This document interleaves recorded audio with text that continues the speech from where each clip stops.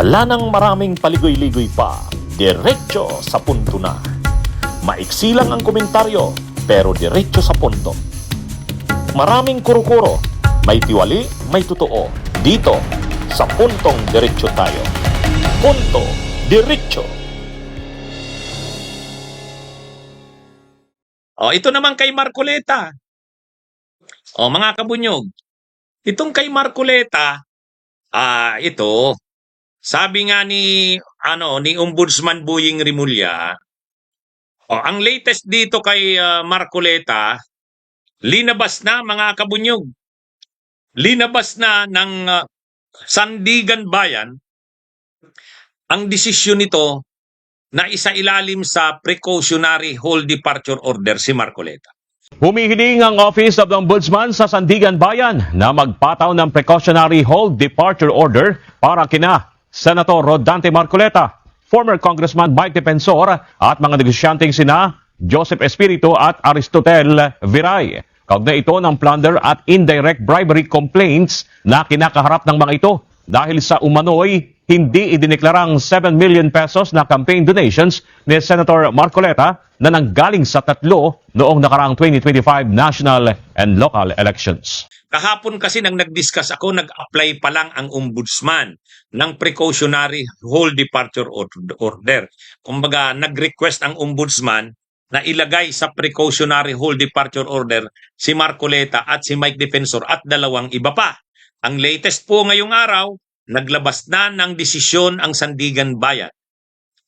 Pinagbigyan ng Sandigan Bayan ang hiling ng ombudsman na ilagay sa precautionary hold departure order si Marcoleta. Kaya hindi na siya pwedeng magbiyahe palabas ng bansa, pati si Mike Defensor. Ngayon lang po yan na araw, kalalabas lang ng balita, granted ng Sandigan Bayan ang request o hiling ng ombudsman na ilagay sa precautionary hold departure order si Marcoleta. Yan mga kabunyog. Kaya talagang tuloy-tuloy na ito, Tuloy-tuloy na ito mga kabunyog, mga kababayan. Si Marcoleta ay linagay na sa precautionary hold departure order. Kaya hindi na siya makakalabas ng bansa. Ganon din si Mike Defensor. Bakit hindi sila pwedeng lumabas ng bansa? Kasi nga, plunder ang kaso nila at indirect bribery, baka pag nakapunta sila sa labas ng bansa, hindi na bumalik. Parang tulad kay Harry Roque at tulad kay Saldico. Kaya, humiling na ang ombudsman, i-hold na si Marcoleta. Hindi lang po yan ilbo. Ang sinabi mo kasing ilbo, Immigration Lookout Bulletin Order, pwede pa rin makalabas. Lookout Bulletin lang yun. Ito hindi. Hindi po ito ilbo. Kasi ang naglalabas ng ilbo, Department of Justice. Ito, korte na ang naglabas kay Marcoleta, Sandigan Bayan. Ang pwede lang kasing maglabas ng hold departure order, kahit precautionary, ay ang korte. Sa pagkakataong ito, Sandigan Bayan ang naglabas ng precautionary hold departure order kay Marcoleta.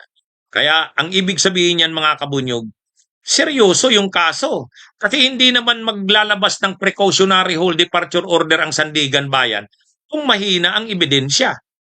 Diba? Kaya ito mga kabunyog?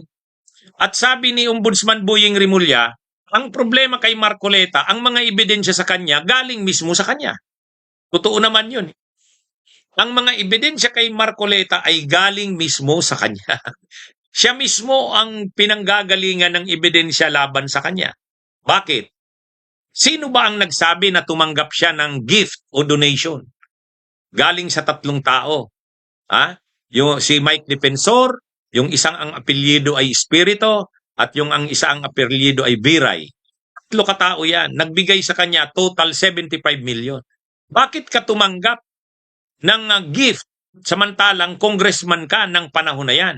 Natanggap niya yung mga gifts na yan January 6, 8 at 9, 2025. Yan mga kabunyog, mga kababayan. Kaya galing mismo sa kanya ang mga ebidensya laban sa kanya.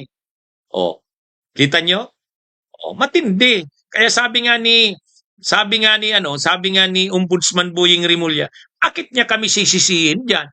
Gawa-gawa ba namin ang kaso at ang ebidensya sa kanya? Siya naman ang nag-provide ng ebidensya laban sa sarili niya.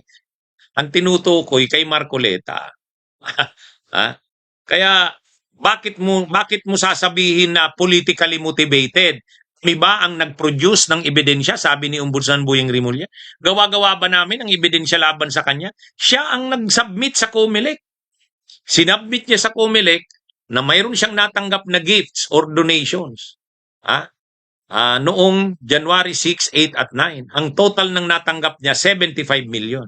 O ngayon, ang depensa ni Mike Defensor, sabi ni Mike Defensor, wala namang kapalit yun eh. Kahit pa walang kapalit, kaya nga indirect bribery eh. Pag mayroong kapalit, halimbawa, binigyan ng pera si Marcoleta, may kapalit, bibigyan din ng kontrata sila Mike Defensor. Direct bribery yon. Pag walang kapalit, indirect bribery. At dahil more than 50 million pesos yan, pasok sa plunder. Kaya ito na mga kabunyog. Ito na ang nangyari kay Marcoleta. O ngayon, sabi ni Marcoleta, ano daw siya? Handa daw siyang harapin yan. Okay, pero madali kasing patunayan ang kaso ni Marcoleta kasi may ebidensya at testigo. May ebidensya. At ang ebidensya ay galing mismo sa kanya. Admissions. Kumbaga inadmit niya, inamin niya. Galing mismo yun sa kanya eh. Di ba? Mga kabunyog, mga kababayan. Ang una kasi niyan, di ba? Nagsimula ang lahat ng yan kay Marcoleta. Nag-submit siya ng SOSE, yung Statement of Contributions and Expenditures. Matapos yung eleksyon ng senador, panalo siya. May 2025, nag-submit siya. Ang problema doon, ang nakadeclare niyang expenses niya, gastos, 142 million. 142 million. Tapos, ang donation, 0. Paano ka nakagastos ng 152 million, wala namang nag-donate sa'yo? Ibig sabihin, sarili mong pera. Nung nag-submit siya ng SALN niya, Statement of Assets, Liabilities, and Net Worth, 42 million ang nakadeclare niya o 52 million o kulang. Paano ka nakagastos ng 142 million samantalang 52 million lang ang net worth mo? Di ba mga kabunyog, mga kababayan? So yun ang problema niya. Ngayon, sabi ni Marcoleta sa programa niya doon sa Ganang Mamamayan, hindi, ang totoo niyan, may natanggap naman akong donations. Yun ang ginastos ko. Kaya lang anya, yung mga donations na yun, ayaw naman pasabi nung mga nagbigay. Bawal din yun. Another na naman problema. Mali na naman yung sagot ni Marcoleta. Kasi hindi mo pwedeng sabihin na may nag-donate sa'yo pero hindi mo dineclare kasi ayaw i-declare. Hindi naman pwede yun. Required na i-declare mo ang mga donors mo eh. O ngayon, di mali na naman. Inayos na naman ni Marcoleta. Ito na naman ang sagot niya. Hindi, may natanggap ako. Sabi niya.